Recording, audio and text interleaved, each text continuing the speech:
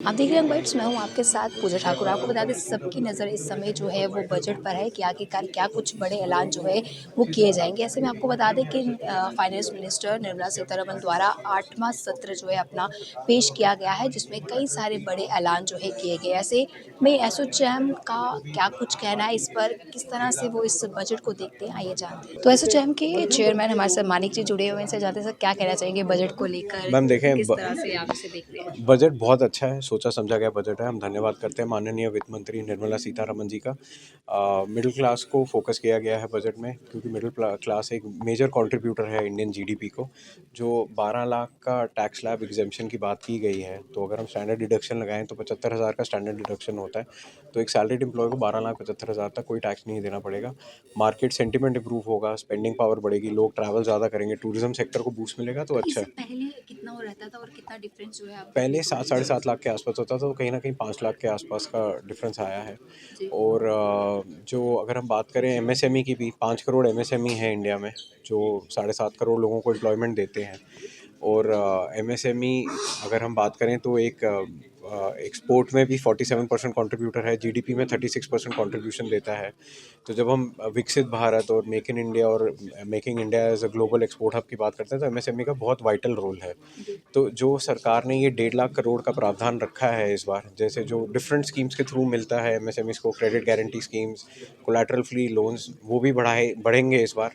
MSME अपने loans के लिए ऐसे भी डिमांड रहती थी रहती मध्यवर्ग है, के क्योंकि लोगों की, अगर बिल्कुल। आपको एक्सपैंड करना है अपने यूनिट को, आपको लोन चाहिए, आपको मशीनरी नहीं लानी है, उससे एम्प्लॉयमेंट भी बढ़ेगी जब यूनिट्स एक्सपैंड करेंगे। जो छोटे एमएसएमई होते हैं, जिन्हें माइक्रो कहते हैं, माइक्रो के लिए भी 10 लाख जो रजिस्टर्ड माइक्रो यूनिट्स हैं, उनके लिए भी प्रावधान रखा गया है एक स्पेशल क्रेडिट कार्ड लाने का, जिसमें वो 5 लाख का लोन अवेल कर पाएंगे। विमेन एंटरप्रेन्योर जो हैं 5 लाख, उन्हें एंटरप्रेन्योरशिप के लिए लोन देने की बात की गई है। उसके बाद स्टार्टअप्स के लिए बिल्कुल। 10,000 करोड़ का प्रावधान रखा गया है, फंड ऑफ फंड्स। बहुत सारे इंटरवेंशंस और रिफॉर्म्स हैं एग्री सेक्टर में।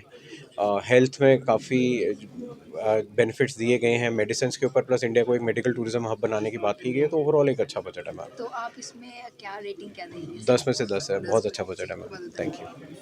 एसोचैम के को चेयरमैन भूपेश जी हमारे साथ जुड़े हैं, इनसे बातचीत करते हैं, जानते हैं सर क्या कहना चाहेंगे जो बड़े ऐलान जो है वो 8वें नमस्कार मैम। सत्र में अपने निर्मला सीतारमण देखिए, जी जो ने किया। 8वां बजट निर्मला सीतारमण जी ने एक आम जनता के लिए एक आम बजट पेश किया है, बड़ा ही वेलकम बजट था। जिस तरह से उम्मीदें थी उससे कई गुना बेहतर निकल के आया है ये बजट। अगर मैं एक आम जनता की बात करूं, जो मिडिल क्लास पीपल, जो एक हमारी बिल्डिंग, जो एक बैकबोन है हमारी नेशन बिल्डिंग के लिए, उनसे उन नज़रिए से देखा जाए तो जो हम उम्मीद कर रहे थे टैक्स स्लैब का 10 से 9 से 10 लाख तक का, वो जैसे ही 12 लाख का अनाउंसमेंट हुआ तो मेरे को लग रहा है एक हर चेहरे पे एक खुशी की लहर और खुशी देखने को दिख रही थी, जो बड़ा क्लियरली दर्शाता है कि हर किसी के लिए एक ये वेलकम स्टेप था और वेलकम बजट लोन था। के लिए भी काफ़ी ज़्यादा लोगों की उम्मीदें थी, थोड़ा सा स्टार्टअप अपना करने के लिए सस्ता और उस पर भी बड़े ऐलान जो है किए गए। मैं बिल्कुल प्रावधान किए गए हैं। अगर मैं बात करूं तो फंड ऑफ फंड की बात की है, जिसमें स्टार्टअप्स के लिए 10,000 करोड़ का प्रावधान किया गया है। और मैं बात करूं S C S T women's के लिए, अगर एंटरप्रेन्योर्स के लिए, वुमेन एंटरप्रेन्योर की बात करूँ तो इनिशियल फर्स्ट 5 लाख वुमेंस के लिए 2 करोड़ लोन का प्रावधान किया गया है। देन अगर मैं किसानों की बात करूँ, किसान क्रेडिट कार्ड के प्रोविजंस के लिए बात की गई है।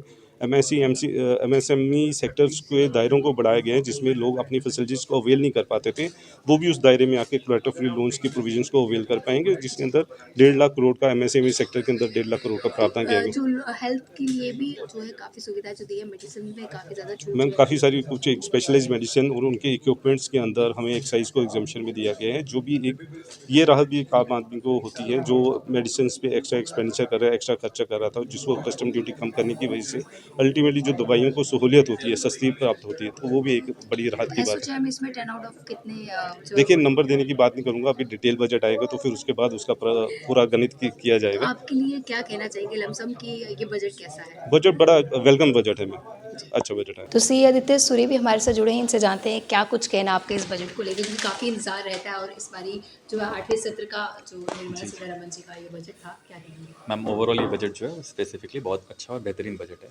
अगर हम बात करें इनकम टैक्स के स्लैब्स की, उस स्लैब की जो लिमिट है वो 7 लाख से बढ़ा के 12 लाख कर दी है। अब सालाना 12 लाख की जिसकी इनकम है उसको कोई टैक्स नहीं देना है। इससे पिछले बजट से लेके अगर हम इसको कंपेयर करें इस बजट से तो 70,000 की सेविंग होगी। तो अल्टीमेटली एक मिडिल क्लास के लिए बहुत बेहतरीन और बढ़िया बजट है। जी, तो किसानों के लिए हेल्थ सेक्टर में बात की जाए, आजकल देखा जाता है ज़्यादातर लोग स्टार्टअप का जो यंगस्टर्स है वो स्टार्टअप पे ज़्यादा फोकस्ड रहते हैं। उनको ये रहता है कि लोन लेने में काफ़ी परेशानी रहती है, तो उस पे भी कुछ ऐलान जो है वो किए गए हैं। स्पेसिफिकली अगर हम बात करें इस सरकार की तो इनका स्टार्टअप के लिए विजन तो बहुत क्लियर है।